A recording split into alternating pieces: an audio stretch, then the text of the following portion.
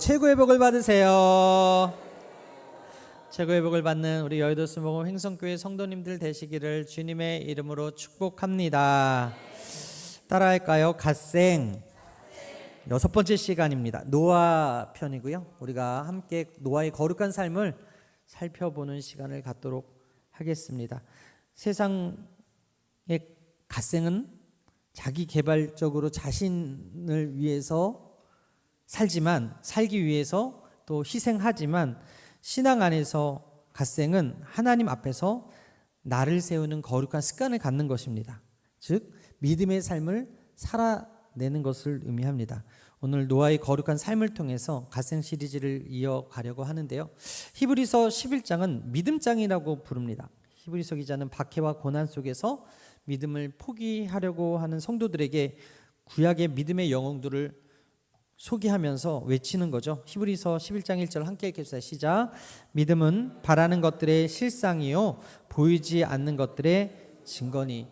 이 눈에 아무 증거 아니 보이고 이 손에 아무것도 잡히지 않고 우리 귀에 아무 소리 아니 들리고 우리 앞길이 칠흑같이 어두워도 구약의 믿음의 사람들은 믿음의 삶을 살았다. 눈에 보이는 현실을 암담했고 하나님은 보이지 않고 그 약속은 희미해졌지만, 믿음이 단순한 감정이나 관념이 아니라 그들이 믿음의 삶을 살았더니 하나님이 결국에는 그들을 높여주셨다. 이렇게 이야기하고 있는 거죠. 그 가운데 노아가 오늘 주인공인데, 아직 보이지 않는 일 앞에서 믿음으로 반응한 대표적인 인물이었어요. 노아 시대 아시다시피 창세기 6장에 뭐라고 기록되어 있습니까? 죄악이 가득한 시대였어요. 창세기 6장 5절에 야훼께서 사람의 죄악이 세상에 가득한과 그의 마음으로 생각하는 모든 계획이 항상 악할 뿐임을 보시고. 여러분, 이 시대는요, 인간의 사고와 의지와 문화와 관계와 문명이 전반적으로 하나님을 떠난, 하나님에 대한 좋은 생각이 아니라 하나님을 향한 나쁜 생각을 가진 시대였어요. 그래서 여러분, 한국 속담에 이런 얘기 있다고 합니다. 조폭이 궁전에 들어가면 그가 왕이 되는 것이 아니라 궁전이 악의 소굴이 되는 것이다. 이게 다른 말로 미꾸라지 한 마리가 온 웅덩이를 흐리게 된다. 또 다른 말로 썩은 사과 하나가 상자 전체를 썩게 한다. 그러니까 선한 사람이 가면 선한 영향력을 끼치는데, 악한 사람이 그 권력자의 자리에 가게 되면 그 왕궁이 다 썩게 되고 그 사과 박스가 꼭 썩게 되고 웅덩이가 다 썩게 된다라는 거죠. 노아 시대 노아 한 사람만 의인이었는데 나머지는 모두 악했다. 성경은 그렇게 이야기하고 있는 거예요. 신학자 고든 웬함이라는 사람이 이렇게 말했습니다. 창세기 6장의 타락은 창조 질서 자체가 무너진 상태였다. 하나님의 형상대로 지음받은 인간이 그 형상을 완전히 상실한 시대였다. 이런 시대에 노아가 혼자 하나님 앞에 섰어요. 창세기 6장 8절에 그러나 노아는, 함께 읽을까요? 시작. 그러나 노아는 야훼께 은혜를 입었더라. 여러분, 그러나의 삶을 살게 되기를 바랍니다. 세상이 악해도 그러나 나는 하나님께 은혜를 받은 사람이다. 세상의 유혹이 심해도 그러나 나는 믿음을 지킨 사람이다. 세상이 하나님을 떠나도 그러나 나는 하나님을 선택한 사람이다. 할렐루야. 이 그러나의 이 한 단어가 노아의 삶 전체를 설명하거든요. 세상이 어떠하든지 그러나 나는이라고 말할 수 있는 삶, 그것이 바로 노아를 대표하는 단어라는 거죠. 창세기 6장 9절을 우리 함께 읽겠습니다. 시작. 이것이 노아의 족본이라. 노아는 의인이요 당대의 완전한 자라. 그는 하나님과 동행하였으며. 여기서 우리는 노아의 삶이 하루아침에 만들어진 것이 아닌 것을 알 수 있어요. 왜요? 그가 하나님과 동행하는 삶을 살았거든요. 여기서 우리는 노아의 삶이 어떤 삶이다? 하나님과 늘 동행한 삶이었기 때문에 하루아침에 그가 믿음이 생긴 것이 아니고, 하루아침에 그가 방주를 만든 것이 아니다. 홍수는 갑자기 왔어요. 그런데 믿음은 갑자기 생기지 않았어요. 방주는 어느 날 갑자기 지어진 게 아니라 오랜 시간에 반복된 하나님과의 동행 속에서 거룩한 생각과 거룩한 삶을 이어가려고 하는 그 헌신 속에서 그가 하나님께 택함을 받게 되고 그가 하나님 앞에 의롭다 칭함을 받게 되고 그가 하나님의 사명자로 쓰임받게 되더라. 오늘 우리는 이 본문을 중심으로 노아의 거룩한 삶이라는 제목 아래서 세 가지 살펴볼 건데, 첫 번째 따라하겠습니다. 하나님과 동행하는 삶. 오늘 본문 안에 믿음의 구조, 노아의 믿음의 구조가 다 들어있거든요. 경고하심을 받았다, 경외함으로 반응했다, 방주를 준비했다, 그 집을 구원했다, 세상을 정죄했고 의의 상속자가 되었다. 즉 노아의 삶은 믿음의 삶이었고, 그래서 하나님께서 책임진 삶이었고, 그래서 결국 하나님께서 그를 통해 하나님의 살아계심을 나타낸 의인의 삶이었다. 히브리서 11장 7절에 노아가 경고하심을 받았다라고 말을 하는데, 이 말은 노아가 하나님의 음성에 낯선 사람처럼 반응하지 않았다라는 거예요. 단순히 한 번의 음성을 들은 것이 아니라 지속적으로 하나님과의 관계 속에서 음성이 들려온 거예요. 그가 하나님의 경고를 받을 수 있었던 것, 그 이유는 바로 늘 하나님과 동행한 삶을 살았기 때문에. 할렐루야. 하나님이 사람을 부르실 때는요, 우리가 듣기 좋은 말만 하지 않을 때가 있더라고. 내기에 캔디, 이게 뭐예요? 달콤한 말. 늘 너는 잘 될 거야, 너는 형통할 거야, 너는 성공할 거야, 그 말만 하시지 않아요. 우리 하나님이 가끔은 우리에게 쓴소리도 하시더라니까요. 여러분, 자녀들이 집을 어지르면요, 치우라고 하죠. 밥을 안 먹으면 밥을 빨리 먹으라고 하죠. 학교 가야 되는데 제대로 밥을 안 먹고 있으면 그렇잖아요. 하나님도 마찬가지예요. 우리가 옳은 길, 바른 길로 가면 하나님께서 쓴소리는 별로 안 하시는데, 우리가 잘못된 길로 가면 가끔 고난과 연단과 잘못된 만남을 통해서, 그리고 우리의 선택의 실수로 인해서 넘어질 때가 있더라는 거예요. 그럼에도 불구하고 하나님은 우리를 미워해서 우리에게 그 음성을 주시는 것이 아니라 우리를 사랑하셔서 돌이켜 세우시고 끝까지 책임져 주시고자 우리에게 가끔 우리가 듣기 싫은 말, 우리가 순종하기 어려운 말들을 하실 때가 있더라. 여러분, 아브라함에게는요, 본토 친척 아비집을 떠나라 그래요. 여러분, 70세 노인이 본토 친척 아비집을 떠나서 생판 모르는 미지의 땅으로 가라고 하는 게 이게 듣기 좋은 말입니까? 모세에게는요, 그 당시 권력의 최절정에 있던 바로에게 내 백성을 보내라고 말하래요. 호렙산 떨기나무 밑에서 그냥 양치는, 그래서 그 살인죄 때문에 도주해가지고 미디안 강에서 양치는 40년 동안 양을 친 게 익숙했던 그 사람에게 나타나서 갑자기 최고 권력자 앞에서 하나님의 말씀을 전하라는 거예요. 이게 쉽나요? 사무엘에게는 엘리 제사장에게 가서 네 가문 망할 거야, 그렇게 얘기하라는 거예요. 그거 말 전달하기가 쉽습니까? 부담스러운 말 아닙니까? 나만 장군에게는 요단강에 가서 7번 씻으래. 아니 도대체 이 권력의 아람의 2인자 큰 용사였던 그에게 벌거벗고 그 요단강에서 7번 씻으라는 그 말이 그에게 달콤하게 들리겠어요? 이해하기 어려운 말씀인 거예요.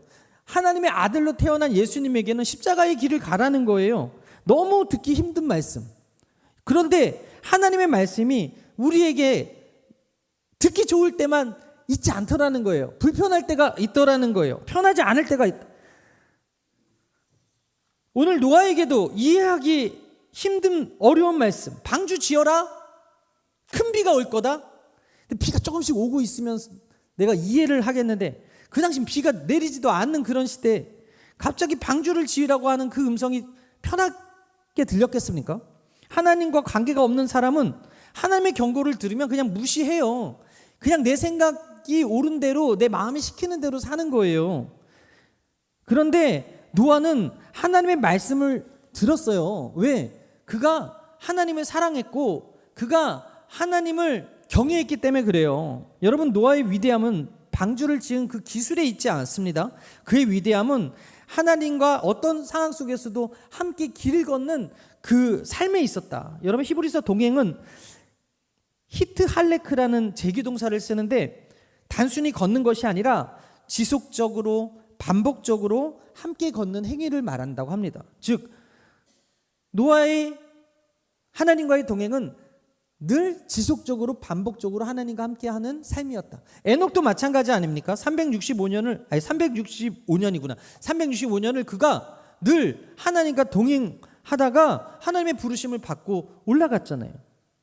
노아와 에녹이 모든 사람들의 공통점은 타락한 시대에 하나님을 외면한 것이 아니라 하나님을 선택했다. 타락한 시대에 하나님과 동행하기를 선택했다. 타락한 세상에서 구별된 사람들의 공통점이 뭡니까? 재능이 아니라 하나님과의 관계가 좋다는 데 있어요. 할렐루야. 이 진리는 성경 속에 엘리 제사장과 어린 사무엘과의 그 대조 속에서도 나타나는데, 엘리는 여러분 아시다시피 제사장 아니었어요? 성전에서 일하는 사람이었잖아요. 이스라엘의 영적 지도자였잖아요. 하나님의 일을 도맡아 하는 사람이었는데, 그 당시 사무엘상에서 그 시대를 뭐라 그래요? 하나님의 말씀이 들리지 않는 시대였다라고 이야기하는 거예요. 그 제사 업무를 하면서도 하나님의 음성이 들려지지 않고, 하나님의 음성이 희귀한 그 세상에 제사 업무를 하는데도 하나님의 음성에 반응하지도 못하는 사람이 엘리 제사장이었다면, 반대로 어린 사무엘은 하나님의 음성이 또렷이 3번이나 들린 것을 우리가 볼 수 있지 않습니까? 엘리와 사무엘의 차이는 단순히 세대 차이도 아니고 경험 차이도 아니라 핵심은 하나님과의 관계 차이예요. 여러분, 그 사무엘의 엄마가 누굽니까? 한나잖아요. 한나가 하나님께 서원해서 드려서 낳았어요.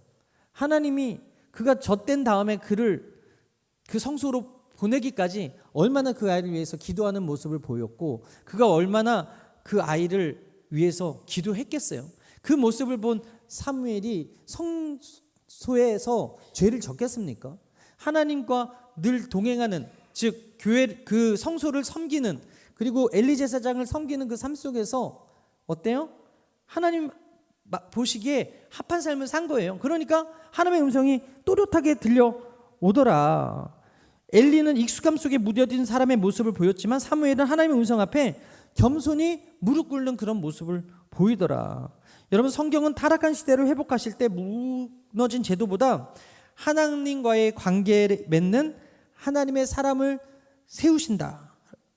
그것을 여러분 기억하시고, 이 세상이 악하다고 욕하는 것이 아니라 내가 하나님과 어떤 삶을 살고 있는가, 동행하고 있는가, 하나님의 음성에 민감하게 반응하고 있는가 점검하는 은혜가 있게 되기를 바랍니다. 노아도 그렇고 사무엘도 그렇죠. 시대가 어두울수록 하나님은 재능이 있고 능력 있는 사람을 찾는 것이 아니라 하나님과 바른 관계를 가진 사람을 들어 쓰시더라. 여러분, 믿음의 출발은 문제 해결이 아니라 하나님과 동행함에 있음을 기억하시게 되기를 바랍니다. 거룩한 삶의 핵심은 매일 하나님과 만나는 시간이 있는가. 말씀과 기도 없는 신앙은 오래가지 못하는 거예요.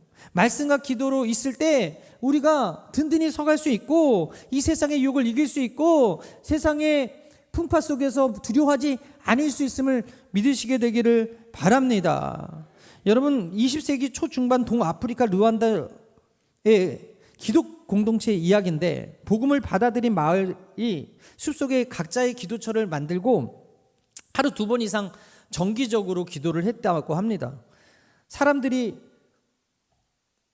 기도하러 가는 그 곳은 곧 길이 되었는데, 여러분 지금 이제 봄이 돼가지고 보면 막 잡초들이 자라잖아요. 저는 농사를 안 접어가지고 왜 밭에 검은색 비닐을 이렇게 까는지 잘 몰랐어요. 근데 알고 보니까 곡식과 가라지가 같이 크니까 가라지를 제거하기 위해서, 잡초를 제거하기 위해서 이렇게 하더라고요. 한다고 그러더라고요. 제가 요번에 서울에서 져서 서울에서 나서 서울에서 자라서 제가 농사를 안 접어가지고 그걸 잘 몰라가지고 요번에 물어봤더니 정확하게 알았어요. 그 검은색 비닐을 까는 이유는 파종을 할 때 이 잡초가 주변에서 이 에너지 이 좋은 성분을 갖지 못하도록 잡초 자라는 걸 그 방지하기 위해서 이 검은색 비닐을 깐다는 걸 제가 알았거든요. 그러니까 이거 마찬가지예요. 사람이 밟고 다니면 풀이 자라지 않잖아요. 길이 나는 거잖아요. 근데 이 믿음의 공동체 사람들이 기도의 처소를 다니면서 길이 나는 거예요. 근데 같이 신앙생활 하던 사람들이 삶에 바쁘고 삶에 지치고 또 중요한 것들이 생기니까 이 기도 처소로 가는 길에 무성한 풀이 자라기 시작하는 거예요. 그러면 기도 생활 열심히 하고 신앙생활 열심히 하던 사람들이 권면하러 그 사람의 집에 방문해서 당신의 기도의 길에 풀이 가득 차 있습니다 라고 권면을 했다는 거예요. 비난하려고 그 얘기를 하는 것이 아니라 회복을 바라는 권면, 즉 그 기도의 길에 풀이 자란다는 것은 기도하지 않고 있다라는 것이거든요. 그래서 그 먼저 기도의 길을 냈던 사람들이 권면하러 그 집에 오면 또 그 집에 그 풀들이 또 다 죽어가는 거지. 그러면서 우리가 당신의 기도의 길, 생명의 길을 닦아놨습니다. 주님이 그곳에서 당신을 기다리는데 저희도 함께 기도하겠습니다 라고 권면을 했다는 거예요. 여러분, 우리가 기도하는 게 보이진 않지만 결국 삶에 길을 내는 힘이 있어요. 반대로 기도의 자리를 오래 비우면 그 마음에 풀이 자라는데 게으름의 풀이 자라고, 염려의 풀이 자라고, 낙심의 풀이 자라고, 죄의 풀이 자라게 되는 거예요. 우리 교회는 넘어지지 않는 사람들의 모임이 아니에요. 우리는 늘 넘어질 수 있고 유혹에 빠질 수 있고 세상에 항상 흔들릴 수 있는 그런 사람들이 모여 있어요. 그러나 교회는 넘어진 사람을 다시 일으키는 공동체고, 그 마음속에 있었던 그 염려의 풀과 게으름의 풀과 낙심의 풀과 죄의 풀이 자라는 사람들이 있다면 우리가 더욱더 권면하고 사랑해서 그 풀의 그 잡초들을 다 뽑아버리고 우리가 더욱더 열심히 기도하는, 기도의 길을 내는 그런 공동체가 되기를 주님의 이름으로 축원합니다. 누군가 기도의 길을 잃어버렸다면 함께 그 길을 걸어줘야 되는 거예요. 기도해 줘야 되는 거예요. 함께 손잡고 다시 주님 앞으로 나아가도록 격려해 줘야 되는 거예요. 어쩌면 지금 우리 가운데도 기도의 길에 풀이 자란 분이 있을지 몰라요. 한때는 뜨겁게 기도하고 나 때는 예전에는 열심히 기도했는데 신앙생활 했는데 지금은 메말라 있는 분이 있을 수 있어요. 하나님 앞에 나아가야 하는 걸 머리로는 알지만 마음이 무거운 분, 기도하려고 해도 입이 떨어지지 않는 분이 있을지 몰라요. 그런데 주님은 오늘 우리 이 말씀을 통해서 다시 동행하자고, 회복하자고 여러분들을 부르고 계신다는 사실을 기억하시게 되길 바랍니다. 노아의 삶은요, 화려한 종교 활동이 아니라 하루하루 하나님 앞에 동행하며 걷는 삶이었다고요. 여러분, 힘들어도 예배 오는 거 포기하지 마시고 힘들어도 하나님께 기도하는 일을 포기하지 않게 되기를 바랍니다. 그럴 때 하나님께서 여러분들을 축복의 길을 내시는 거예요. 응답의 길을 내시는 거예요. 치료의 길을 내시는 거예요. 할렐루야. 한 여성이 있었는데 미국의 텍사스에 살던 스탠퍼드 수학 박사였습니다. 그녀는 17년 동안 복권에 4번이나 당첨을 됐대요. 단순한 당첨이 아니라 4번, 1993년을 시작으로 2006년, 2008년 그리고 2010년까지 당첨금은 2천만 달러, 하나로 270억 원 이상. 4번이나. 사람들은 처음에는 운이 좋다고 했어요. 그런데 두 번째는 이상하다 생각했어요. 세 번째는 우연이 아니라고 생각했어요. 특히 그녀가 그렇게 당첨될 수 있었던 이유가 수학을 가까이 했다는 거예요. 수학을. 확률을 가까이 했다는 거예요. 그리고 그녀가 산 복권이 로또 복권이 아니라 스크래치 복권이었는데 이 스크래치 복권이 랜덤처럼 보이지만 실제로는 인쇄와 유통 과정에서 일정한 구조를 갖는데요. 그래서 이 구조와 유통을 분석을 한 거예요. 이 구조를 관찰하고 어떤 티켓이 더 유리한지 확률적으로 접근해가지고 280억 원을 번 거예요. 그러니까 수학도 가까이 하고 복권도 꾸준히 산 거지. 수학만 가까이 하고 복권을 안 샀으면 당첨이 안 됐을 텐데 이것들을 잘 연구해가지고 복권을 사니까 결국에는 당첨되더라. 여러분 로또 당첨되고 싶으십니까? 로또 사세요. 그럼 로또를 안 사면서 로또로 당첨되기를 기도만 하면 안 된다니까. 예. 아무리 많이 사도 안 될 사람은 안 되고 될 사람은 또 되더라고. 이거는 로또는 확률로 되는 게 아니더라고. 그 횡성에서는 뭐 로또 당첨된 분이 혹시 우리 교회에 있는지 모르겠지만 여러분 이 1,000원 가지고 이렇게 큰 행복을 줄 수 있는 게 별로 없습니다. 그러니까 월요일 아침에 로또를 사시고 그냥 잊어먹으세요. 잊어먹으시고 어차피 당첨 안 되니까. 그러다 어쩌다 생각나면 한번 열어봐서 그냥 이렇게 덮으시면 돼요. 근데 이걸 가지고 막 로또에 당첨 안 됐다고 하루 종일 우울해하고, 제일 불쌍한 사람은 토요일 날 7시에 가가지고 사가지고 8시에 확인하는 사람. 이거 1시간의 행복밖에 안 되잖아요. 근데 월요일 아침에 로또를 사면 일주일이 기대하면서 행복한 거야. 이거 당첨하면 어떡하지? 이거 당첨되면 목사님 맛있는 거 사드려야 되겠다. 우리 구역 식구들한테 한 턱 내야 되겠다. 그리고 토요일 날 당연히 안 될 거지만 이거 보면은 안 됐구나. 내일 주일날 가서 다시 회개하고 하나님의 은혜를 구해야 되겠다. 이렇게 생각을 하라는 거죠. 복권 당첨을 원해서 기도하는데 복권 안 사. 그럼 절대 복권 당첨 안 된다니까요. 사야 당첨되는 것처럼 마찬가지. 여러분, 하나님께 복 받기 원하시면 하나님을 가까이 하셔야 돼요. 말씀을 가까이 하셔야 돼요. 기도 생활을 가까이 해야 돼요. 야고보서 4장 8절 함께 읽겠습니다. 시작. 하나님을 가까이 하라. 그리하면 너희를 가까이 하시리라. 죄인들아 손을 깨끗이 하라. 두 마음을 품은 자들아 마음을 성결하게 하라. 뭐래요? 하나님을 가까이 하고 죄를 멀리 하라는 거예요. 하나님을 가까이 하면 하나님께서 주시는 복이 우리 가운데 임하게 되는 것이고, 아니 이 여자가 수학을 가까이 하고 복권을 샀더니 정말로 280억을 벌었다니까. 여러분, 하나님을 가까이 하면 하나님께서 살려주시는 은혜가 있고, 하나님께서 보여주시는 은혜가 있고, 하나님께서 부어주시는 은혜가 있어. 할렐루야. 최근 바쁜 현대사회 속에서 미라클 모닝, 즉 갓생을 사는 사람들은 일찍 일어납니다. 아침 6시를 그러니까 하루에 6시, 그러니까 2번 맞이한다 그러잖아요. 아침 6시와 저녁 6시. 하지만 진정한 크리스천의 미라클 모닝은 단순히 일찍 일어나는 것으로 끝나는 것이 아니라, 스마트폰 켜서 밤새 무슨 일이 없었나 뉴스나 유튜브 보기 전에 먼저 말씀과 기도로 하나님께 나의 삶의 주권을 올려드리는 그 거룩한 루틴, 새벽에 기도로 시작하고 말씀을 보고 시작하는 그런 루틴, 이것이 하나님께서 기뻐하시는 거룩한 삶의 예배자의 모습임을 믿으시게 되길 바랍니다.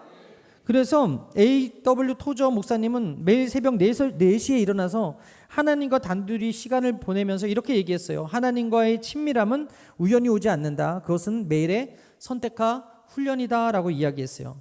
여러분, 동행은요, 방향이 같을 때 동행한다고 얘기하지 않습니까?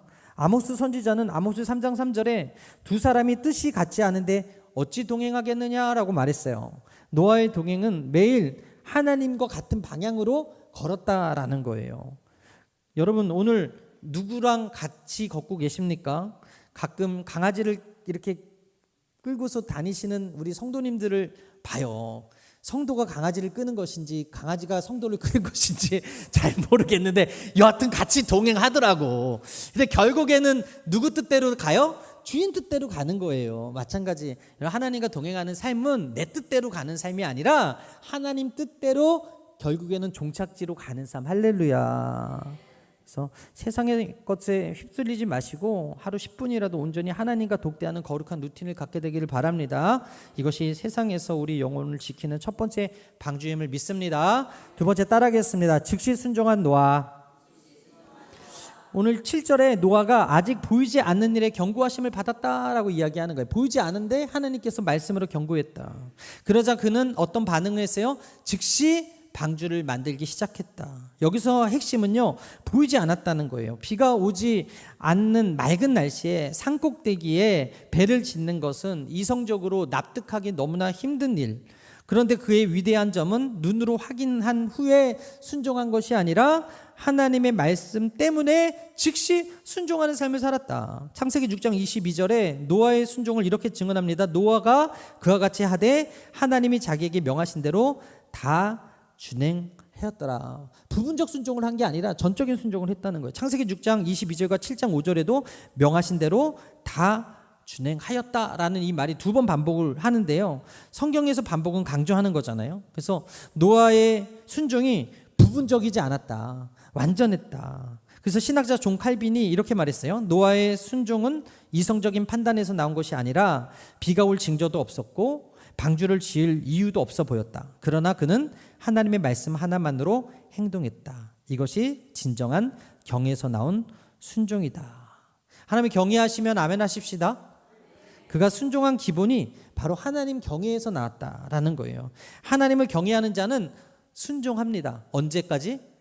하나님의 뜻이 이루어질 때까지, 그리고 하나님을 사랑하기 때문에 그 말씀이 떨어지자마자 즉시 순종하는 거예요. 여러분, 순종에는 세 가지가 있는데 첫 번째가 지연된 순종이에요. 지연된 순종. 이것은 그냥 나중에 하겠다.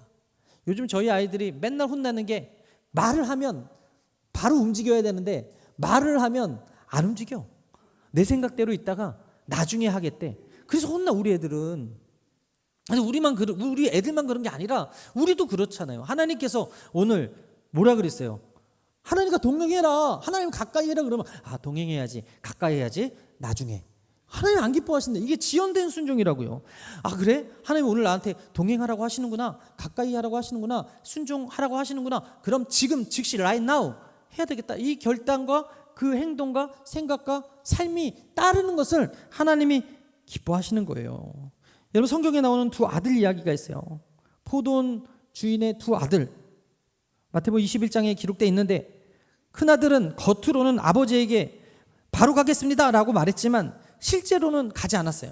근데 두 번째 아들은 처음에는 싫습니다 라고 거절했지만 나중에는 마음을 돌이켜 포도원에 들어가서 일했어요. 예수님은 이 비유를 통해서 무엇을 이야기하고 싶었는가? 하나님은 입술의 고백만 보시는 분이 아니다. 회개하고 순종하는 삶을 보시는 분입니다. 야고보서가 항상 이야기하는 게 뭐예요? 믿음은 곧 행함이다. 관념적으로 믿는 거, 입으로 말하는 게 믿음이 아니라 삶으로 드러나고 삶으로 나타나지는 것이 곧 믿음의 삶이다라고 이야기하지 않습니까? 여러분, 예수님 당시의 종교 지도자들, 하나님을 잘 섬기는 것처럼 가면 쓰고 외식했지만 결국에는 말도 경건하고 겉모습도 신앙적이었지만 정작 하나님의 뜻 앞에서 순종하지 않고 하나님의 아들 예수님과 척을 졌잖아요. 하나님의 말씀에 순종하지 않았어요. 반대로 그 당시에 손가락질 당했던 세리와 창녀와 죄인들은 사람들에게 손가락질을 받았지만 자신의 죄를 깨닫고 회개해서 낮아지고 하나님께로 돌아오더라. 그래서 예수님은 오히려 먼저 된 자들이 나중되고 나중된 자들이 먼저 하나님의 나라에 들어간다 라고 이야기하는 거예요. 주여 주여 하는 자들이 다 천국에 들어갈 것이 아니라 죄인으로 자신을 낮추는 자들이 곧 하나님의 나라에 들어간다라고 이야기하는 거예요. 실제로 아버지 말씀에 즉각 순종하는 자들이 하나님의 뜻대로 하나님의 나라의 주인공이 될 수 있다라는 거예요. 이것이 바로 지연된 순종의 예고요. 두 번째가 부분적 순종의 예예요. 이건 내가 원하는 것만 순종하는 거예요. 내기의 캔디, 나한테 달콤하면 들어. 근데 나한테 불편하면 안 들어. 대표적인 인물이 사울 아닙니까? 아말렉을 진멸하고 하나도 남기지 말라고 했는데 자기 봤을 때 좋은 것들은 빼놨어. 어떻게 했어요? 그리고 아각도 살려줬어. 겉으로는 순종한 것처럼 보였지만 실제로는 자기 판단을 섞은 지연된 순종이었어. 이것이 결국 불순종이라고 사무엘이 이야기하지 않습니까? 여러분, 여리고성을 무너뜨리고 나서 아간이 어떤 죄를 지었습니까? 그 모든 전리품을 하나님께 드려야 되는데 자신이 숨겼다가 결국 발각돼서 저주받은 사건이 여호수아에 기록돼 있지 않습니까? 요나도 마찬가지. 분명히 느느웨라고 하라고 명했는데 즉시 순종하지 않았어요. 다시스로 도망했는데 결국 그 큰 물고기 배에서 회개하니까 하나님께서 다시 쓰셨죠.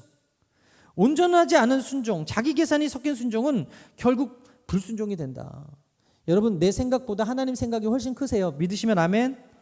그래서 세 번째, 즉시 순종. 말씀이 떨어졌어요? 그러면 완전한 순종은 곧 오늘 내가 바로 순종하는 게 완전한 순종이에요. 아브라함 순종이 좋은 예인데 하나님이 내 고향과 친척과 아비집을 떠나라 했을 때 묻거나 따지지도 아니하고 그냥 떠났어요. 노아도 홍수를 보고서 비가 오는 것을 확인하고 날씨를 확인하고 지은 게 아니라 그 말씀 떨어지자마자 사람들이 조롱하고 조소해도 그냥 치은 거예요. 여러분, 결과가 뭡니까? 결과. 온 가족이 구원받는 거 아닙니까? 결과가 뭡니까? 그 이름이 창대해지는 거 아닙니까? 결과가 뭡니까? 그 가족이 복을 받는 거 아니에요? 여튼 하나님은 공짜가 없으세요. 즉각 순종하는 자에게 결국 하나님은 선한 것들로 대갚아 주더라. 2차 세계대전 때 참전한 헨리 블래커 목사님 아버지가 전쟁터에서 하나님의 음성을 들었습니다. 전쟁터에서 하나님의 음성이 뭐라고 들려요? 말씀을 읽으라는 거예요. 도대체가 하나님, 당장 총각 포가 달라오는 거기서 성경을 펴서 말씀을 읽으라니, 이게 순종하기가 쉽지 않잖아요. 근데 그 마음이 들어가지고 성경을 펴서 말씀을 읽고 있는데 상관한테 걸려가지고 따라오라 그래. 상관이 따라오라 그래가지고 따라갔는데, 따라간 그 자리에, 그러니까 그 성경 읽던 그 자리에 폭탄이 터져가지고 터졌다는 거예요. 그럼 만약에 성경을 읽다가 안 걸렸으면 죽었어.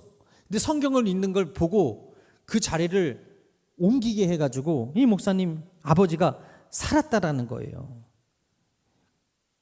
여러분,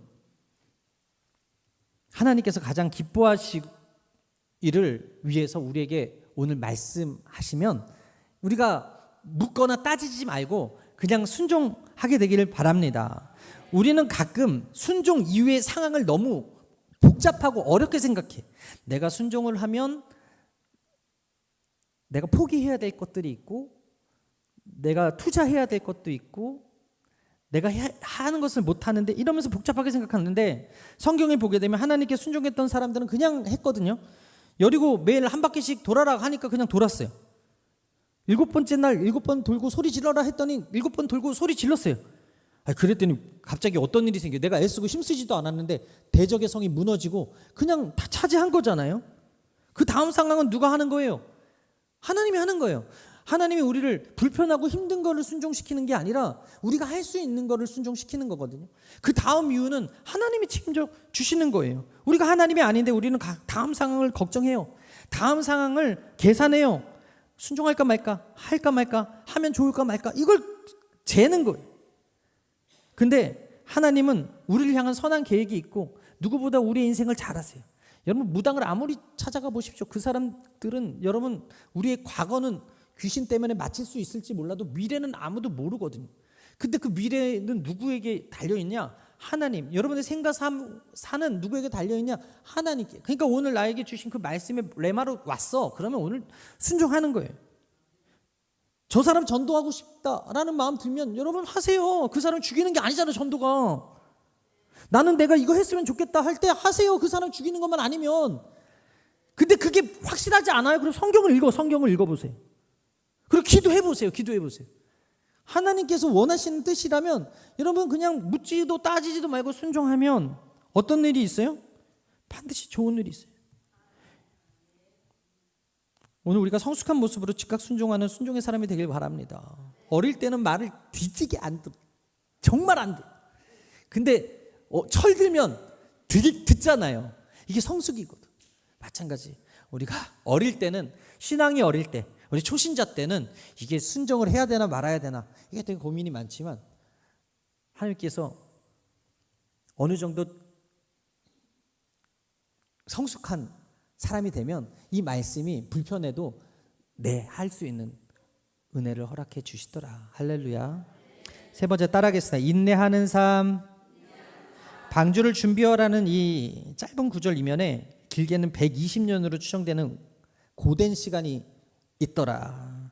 아니, 순종하라고 해서 순종했는데 120년의 기다림이 있었어요. 하루의 결단이 아니라 수년, 수십 년의 인내가 필요한 사명의 시간이 필요하더라. 여러분, 인내의 세 가지 적이, 첫째가 조급함. 나는 지금 당장 원한다라는 거. 두 번째, 낙심. 포기하고 싶은 마음. 세 번째, 비교의식. 순종했는데 남들은 잘 되는데 나는 왜 이런가. 이런 비교의식이 나를 힘들게 해요. 그런데 갈라디아서에서는 이렇게 얘기하죠. 6장 9절 함께 읽겠어요. 시작. 우리가 선을 행하되 낙심하지 말지니 포기하지 아니하면 때가 이름에 거두리라. 따라합니다. 포기하지 아니하면 때가 이름에 거두리라. 선하게 살라 그래서 계속해서 선하게 말씀대로 살려고 해서 계속해서 말씀대로 선하게도 살고 말씀대로도 살고 하나님의 뜻대로 살려고 하는데 말씀대로 안 살고 선하게 살지 않은 사람들이 더 잘 되는 것 같아. 그래서 조급한 마음이 들고 비교의식이 드는 거예요. 그리고 포기하고 싶은 마음이 드는 거예요. 낙심이 드니까. 그럼에도 불구하고 하나님이 뭐라 그래요? 그래도 선을 행하라는 거예요. 그래도 말씀대로 살아보라는 거예요. 그래도 한번 해보라는 거예요. 왜? 포기하지 않으면 반드시 이루니까. 제가요, 여러분들한테 그 묘목을 좀 심어 달라고 했잖아요. 저는 참 정경신 권사님하고 정세철 집사님한테도 감사하고 우리 최원조 권사님한테도 감사한 게 즉시 이렇게 심어 주셨잖아요. 그래서 막 보니까 싹이 나. 그냥 심었는데 얘네들이 지금 여기 주차장 보시게 되면 지난주보다 훨씬 더 자랐어요. 그래서 제가 다이소에서 씨앗을 샀어. 5개. 그래가지고 심었어. 그리고 매일 물을 주고 있어요. 근데 안 나.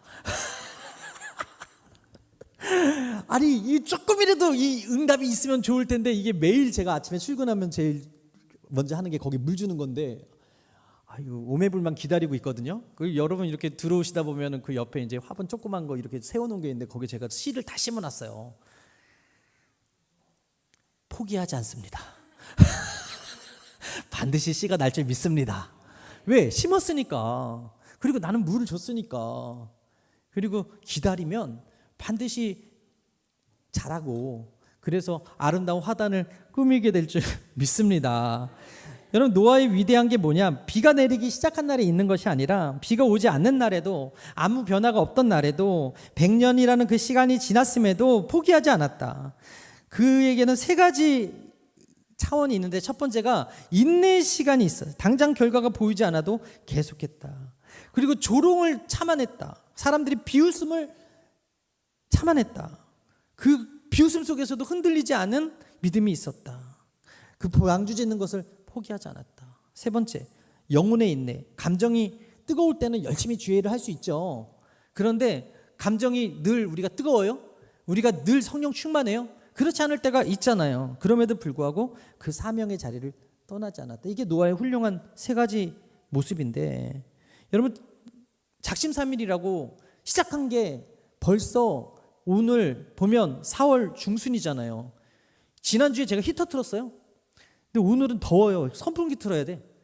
이게 시간이 너무 빨리 가는 거예요. 근데 우리가 이 시간의 흐름 속에서 작심삼일을 하지만 이게 1월 첫날에 결심한 그것을 지금까지 루틴으로 하고 계신 분이 몇이나 계시냐고. 우리가 이렇게 연약하다니까요. 노아가 처음에 뜨거워서 방주 짓겠다고 할 수 있어요. 그런데 그 감정이 늘 뜨겁냐고. 늘 하나님 감사합니다 그러냐고. 그게 아니더라는 거예요. 그럼에도 불구하고 그거 포기하지 않았기 때문에 결국 때가 이름에 비가 오잖아요.